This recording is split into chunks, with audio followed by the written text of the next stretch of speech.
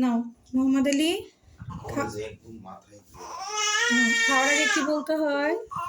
বিসমিল্লাহ। নাও।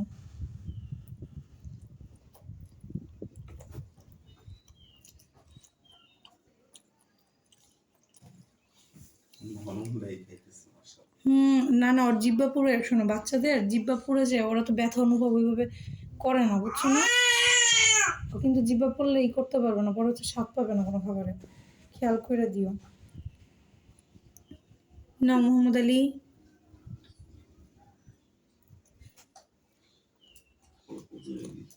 হ্যাঁ অল্প অল্প করে ওই সাইড দিয়ে যেগুলো ওগুলো দেখবে যে ঠান্ডা হয়ে গেছে সাইডের গুলো।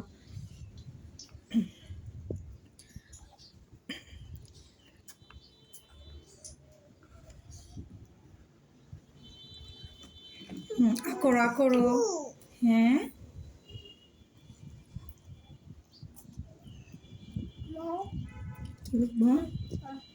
ঠিক আছে। মজা মজা হয়েছে, মজা হয়েছে। আনাস আনাস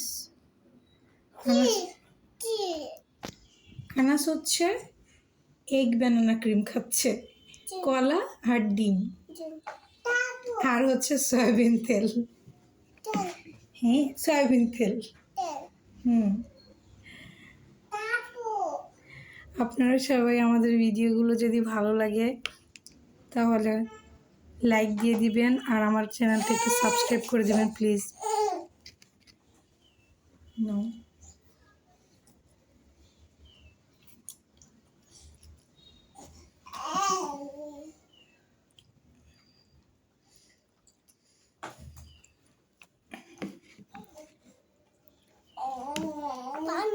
দেখেন,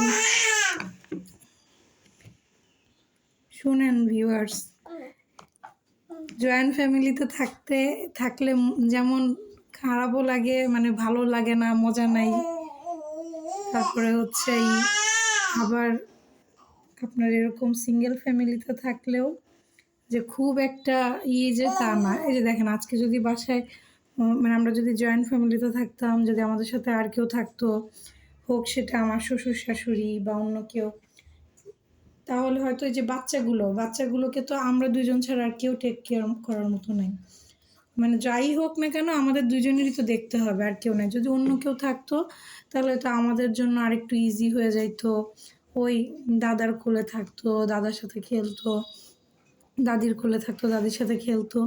কিন্তু আসলে দেখেন, এই সিচুয়েশনগুলো তো মনে হয় তারা থাকলে অনেক ভালো হয়, কিন্তু আসলে কিন্তু নাই। এখন যেভাবে যেটা হোক, যাই হোক, আমাদের দুজনকেই হ্যান্ডেল করতে হয়। দেখা যাচ্ছে আমরা দুজনই প্রায় মাঝে মাঝে একসাথেই অসুস্থ হয়ে যাই। এখন তারপরে তো আমাদেরই হ্যান্ডেল করতে হবে, আমাদের হেল্প করার মতো কেউ নেই। একে তো আমাদের ফিনান্সিয়াল প্রবলেম, তারপর আবার যে শারীরিক সমস্যা, আমার পরপর দুইটা সিজার, খুবই অল্প টাইমের ব্যবধানে, 18 মাসের ব্যবধানে আমার দুইটা সিজার। তো আমিও খুব একটা পেরে উঠি না। তারপরে আমার যে স্বামী, ও হচ্ছে অত একটা, ওর শরীরে দেন, ওর শরীর তেমন একটা ভালো না। সব মিলায় আবার আমরা অনেক ঋণের ভিতরে আছি। আমাদের জন্য সবাই দোয়া করবেন যেন আমরা ঋণ থেকে উঠে আসতে পারি। ঋণ থাকলে মাথার উপর অনেক বড় একটা বোঝা থাকে, চলাফেরা অনেক কষ্টসাধ্য হয়ে যায়। সবসময় মাথায় বোঝা থাকে যে না, আমি ঋণী। এটা আপনাকে অনেক বেশি কি বলে ট্রিগার করে। সবাই দোয়া করবেন, আল্লাহ সবাইকে ঋণ মুক্ত রাখুক, আল্লাহ আমাদেরও ঋণ মুক্ত করুক ইনশাল্লাহ। আমাদের জন্য দোয়া করবেন, আমাদের জন্য সবাই দোয়া করবেন।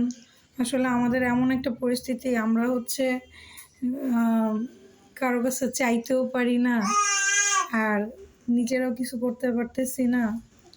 আল্লাহ মাফ করুক, আল্লাহ আমাদের সহায় করুক।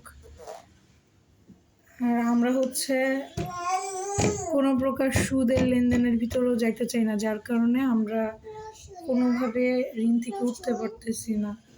সবাই আমাদের জন্য অনেক অনেক অনেক অনেক দোয়া করবেন যেন আমরা ঋণমুক্ত হই, কারণ এই ঋণের বোঝাটা আমাদের উপর অনেক বেশি জেঁকে বসছে, যার কারণে আমরা দৈনন্দিন লাইফে এগোতেও অনেক বেশি বাধাগ্রস্ত হচ্ছি। আসসালামু আলাইকুম ওয়া রাহমাতুল্লাহি ওয়া বারাকাতুহু।